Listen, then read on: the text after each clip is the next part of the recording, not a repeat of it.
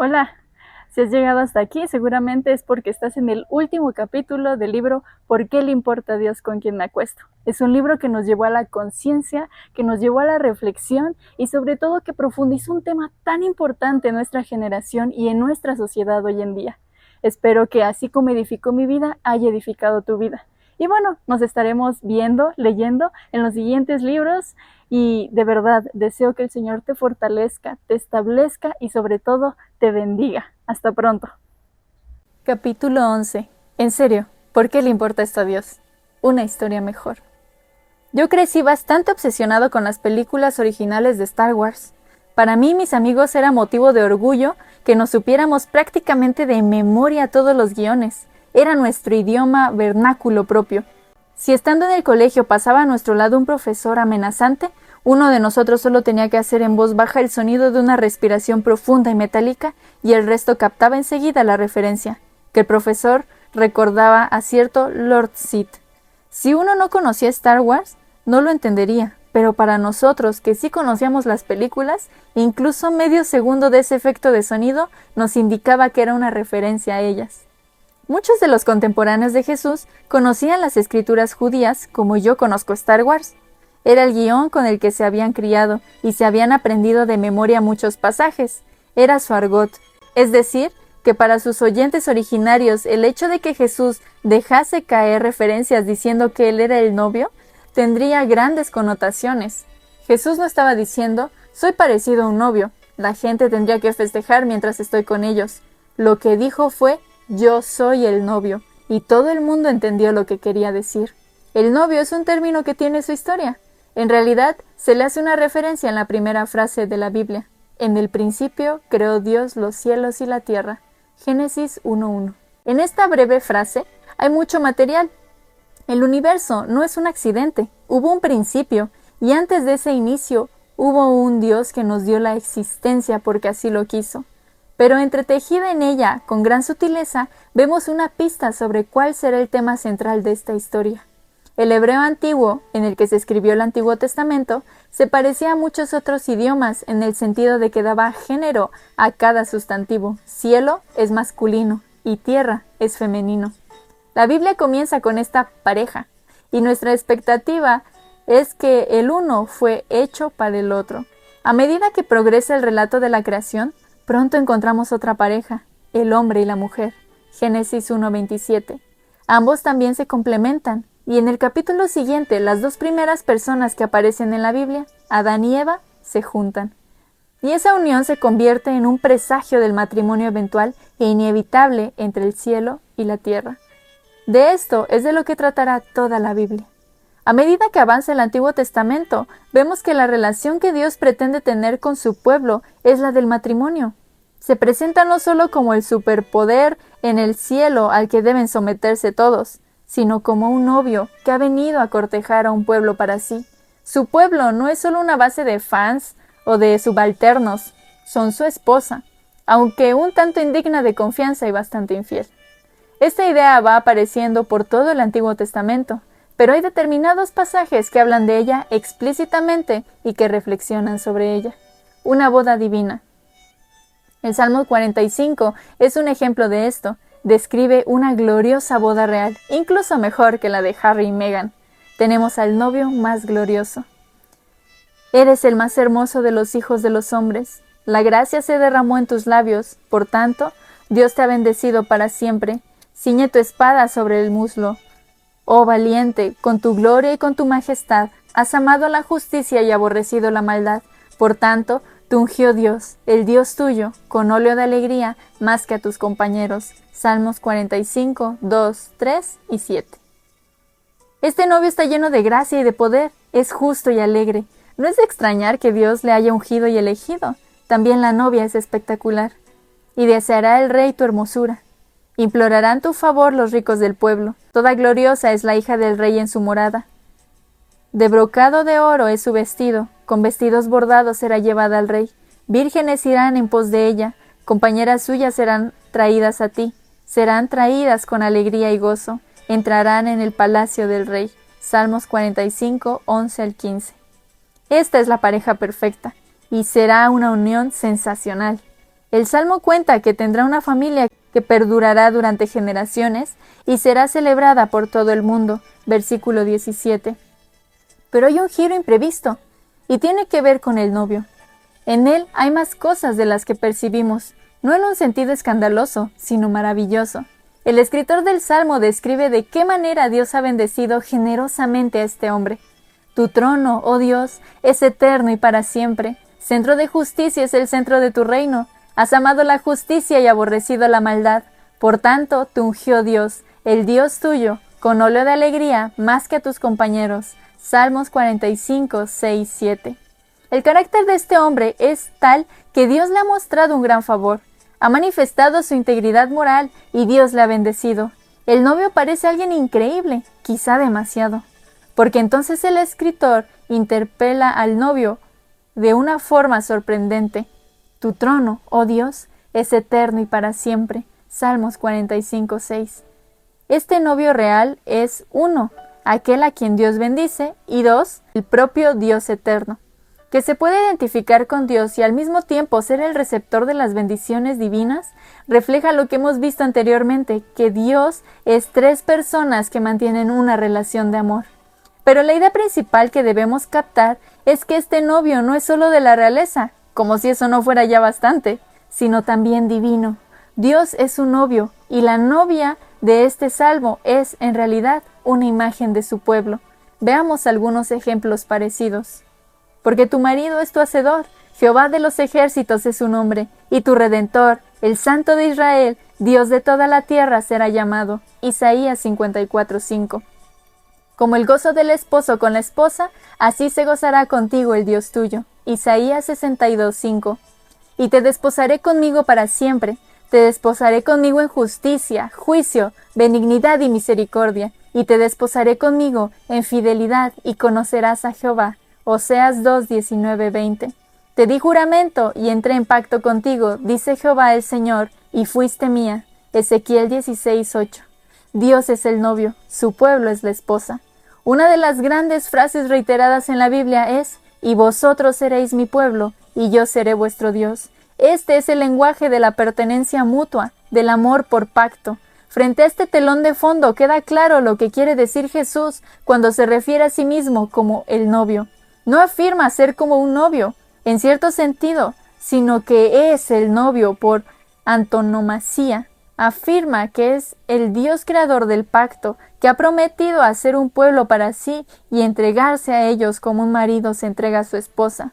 Esta trayectoria continúa también en el Nuevo Testamento. Las cartas que constituyen buena parte de este siguen hablando a sus lectores de cómo Jesús es el novio de su pueblo. Por ejemplo, el apóstol Pablo puede decir, porque dice, los dos serán una sola carne, pero el que se une al Señor, un espíritu es con él.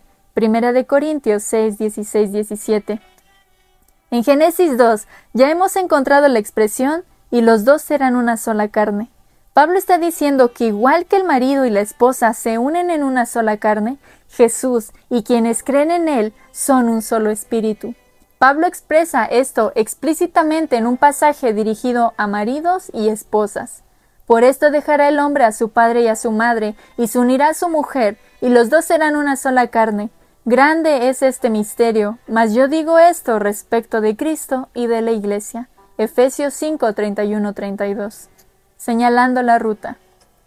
La semana pasada tuve ocasión de hacer senderismo por una de mis montañas favoritas en Inglaterra, acompañado de 2 amigos estadounidenses. De vez en cuando nos encontrábamos con un montón de piedras apiladas a un lado del sendero, así que les expliqué que se trataba de cairns, indicadores destinados a señalar la ruta cuando hay poca visibilidad o cuando la nieve cubre el camino. Esto es lo que son para nosotros los pasajes como este, indicadores que nos recuerdan en qué consiste en última instancia la realidad y hacia dónde se dirige en definitiva la historia. El final de la Biblia también habla en estos términos. Usando un lenguaje muy figurativo, el libro de Apocalipsis describe el banquete de bodas final de Dios y su pueblo, del Cordero, Jesús y su esposa. Gocémonos y alegrémonos, y démosle gloria, porque han llegado las bodas del Cordero, y su esposa se ha preparado, y a ella se le ha concedido que se vista de lino fino, limpio y resplandeciente. Apocalipsis 19, 7, 8. Lo creas o no, así es como la Biblia describe el fin del mundo, como la tan anticipada boda de Dios y su esposa. La Biblia entera es un romance. Los símbolos del matrimonio. En realidad este concepto ha tenido un profundo impacto en la manera en que solemos celebrar las bodas en Occidente. Muchas de las cosas que asociamos con una ceremonia de boda tradicional se crearon para garantizar que nuestras bodas terrenales reflejasen la boda celestial que se describe en la Biblia. Aquí tienes algunos ejemplos. El novio llega a él primero y espera que acuda a su esposa. Él ya la ha conquistado y ahora tiene todo listo de antemano, de modo que lo único que tiene que hacer ella es llegar. La llegada de la novia es importante, intencionadamente. Todo el mundo se asegura de estar allí y de estar listos para no perderse ese momento. Cuando ella entra, todo el mundo la mira. Nadie mira al novio. La novia está radiante, su vestido es blanco e impoluto, tiene un aspecto magnífico. Es presentada al novio como su novia. Intercambian votos para toda la vida, exclusivos y basados en un pacto. Intercambian anillos como símbolo de esa promesa y se formula una declaración legal indicando que ahora están casados. Lo que es de ella pasa a ser de él y lo de él de ella. Todo lo que tiene cada miembro pertenece al otro. En muchos casos, ella adopta el apellido de él. Más tarde, físicamente, consumarán su matrimonio. Esta coreografía es deliberada. En cada paso refleja algún elemento de la relación que tiene Jesús con su pueblo. Jesús es el que se ha adelantado para prepararlo todo en el cielo, disponiéndolo para nosotros. Su muerte y su resurrección para nosotros borran todos nuestros pecados, de modo que podamos ser presentados hermosos y sin mancha. Somos entregados a Él y entramos en una relación eterna, exclusiva y por pacto con Él. Está comprometido con nosotros y nosotros con Él, olvidando a cualquier otro. Nuestra unión es legal, lo que le pertenece ahora es nuestro. Recibimos su justicia perfecta, lo que es nuestro le pertenece, toma nuestras imperfecciones y nuestro pecado. Ahora adoptamos su nombre, somos identificados como seguidores de Cristo, esa es nuestra nueva identidad. De modo que para los cristianos el matrimonio tiene un propósito y redunda en beneficio para el marido y la mujer, pero también tiene el propósito más amplio y el beneficio público de ser una sombra y un presagio de lo que Dios ofrece a todo el mundo en Jesús. Dios nos ha otorgado toda esta dimensión en la vida, haciendo de nosotros criaturas sexuales y dándonos este instinto que nos impulsa hacia una relación de por vida, precisamente para revelarnos la realidad más grande y profunda de su amor por nosotros en Cristo basado en un pacto. Esta dimensión de la vida, como todas las demás, se ha visto distorsionada y mermada porque nos hemos apartado de Dios. Nuestros sentimientos sexuales están desordenados y a menudo son inadecuados. No cumplimos nuestras promesas. Hacemos que el sexo consista en satisfacer nuestros apetitos, pero la forma básica sigue ahí. Nuestra sexualidad está destinada a encaminarnos hacia ese anhelo más profundo, esa satisfacción más plena y esa consumación más grande que se desprenden de conocer a Jesús. Al ser así, es fácil entender cómo podemos confundir el matrimonio y la plenitud romántica con la realidad hacia la que pretenden dirigirnos. Percibimos que aquí hay algo más grande y profundo por descubrir, pero en lugar de entenderlo como una señal de algo mayor, lo confundimos con la propia realidad. Un error de identidad. En la película Amadeus hay una escena en la que el joven Mozart se reúne por primera vez con el emperador José II. Cuando entra en la sala se encuentran con un hombre ataviado, con una lujosa vestimenta y con un aspecto de ser muy importante, de modo que Mozart instintivamente hace una profunda reverencia, creyendo que se trata del emperador. El hombre pone cara de susto y señala discretamente hacia un lado del salón, donde el verdadero emperador está sentado al piano. El momento en el que Mozart se da cuenta de lo que ha hecho resulta incómodo, y rápidamente se dirige a saludar al auténtico emperador como debía hacerlo. Muchos de nosotros tenemos que pasar por un proceso semejante al hablar del matrimonio y de las relaciones sentimentales. La primera vez que lo vemos puede parecernos tan glorioso y desbordante de sentido que pensamos fácilmente que debe ser la meta última. ¿Cómo si no podemos explicar cómo nos hace sentir? Pero sigue siendo un hecho que el propósito de tales cosas es el de señalarnos el camino que conduce a la verdadera realización. Una de las maneras en que sucede esto Es cuando nos damos cuenta de que nuestras relaciones no pueden darnos todo lo que esperamos de ellas. Si tenemos la esperanza de que nos proporcionen la satisfacción última, nos decepcionaremos. Una vez más, C.S. Lewis lo expresó con gran lucidez. Somos criaturas sin entusiasmo, que tontean con la bebida, el sexo y la ambición cuando se nos ofrece un gozo infinito, como un niño ignorante que quiere seguir haciendo pasteles de barro en un barrio marginal porque no puede imaginar qué supone la oferta de unas vacaciones junto al mar. Nos satisfacemos con demasiada facilidad. Convertir la libertad sexual en nuestro bien último supone pensar que el sexo y el romance son, sencillamente, fines en sí mismos. Pero si nos damos cuenta de que nuestra fascinación por las relaciones sentimentales no es más que un recuerdo de una historia más profunda, un eco de una melodía más grande, un indicador hacia el destino final, entonces encontraremos la realidad que puede trascender incluso la relación más íntima que podamos experimentar. ¿Por qué le importa a Dios con quien me acuesto?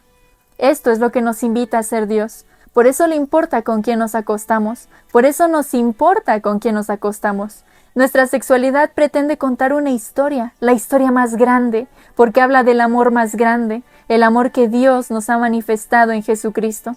Una amiga mía, cristiana, ha escrito diciendo que la ética sexual de la Biblia es, en ciertos sentidos, una verdad incómoda.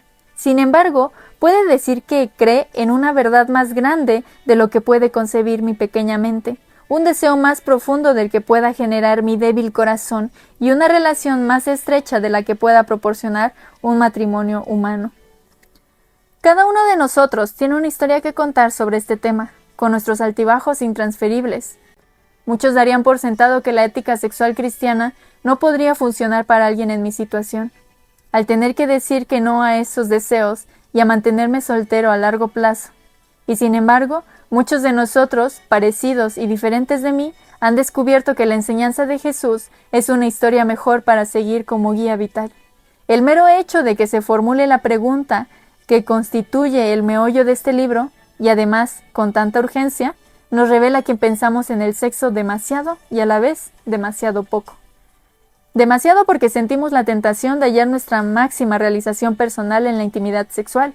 Demasiado poco porque no captamos hacia dónde apuntan nuestros anhelos sexuales y sentimentales más profundos. A nosotros nos importa con quién nos acostamos porque percibimos que es el eje en torno al que gira algo importante. Y es cierto, pero tiende a no ser algo que esperábamos. Nuestra sexualidad como seres humanos pretende hablarnos de la verdad más grande, nuestro deseo más profundo y nuestra relación más estrecha sobre las que escribía mi amiga. A Dios le importa con quién nos acostamos porque le importa con quién pasamos la eternidad y quiere que le conozcamos y experimentemos su amor definitivo para siempre. Por eso el concepto cristiano del sexo es, en realidad, una buena noticia para aquellos, como yo, para quienes supone mantenerse célibes durante todo el tiempo que no estén casados. Para aquellos que lo están, para quienes significa ser fieles y tener un corazón de siervo en su conducta sexual, para todos nosotros, a los que este mensaje puede suponer un reto incómodo. Para todos, este es un mensaje que no se centra principalmente en lo que hacemos o no con nuestros genitales, aunque tiene cosas importantes que decir sobre el tema, sino a quién entregaremos nuestros corazones y dónde buscaremos nuestra experiencia más profunda del amor.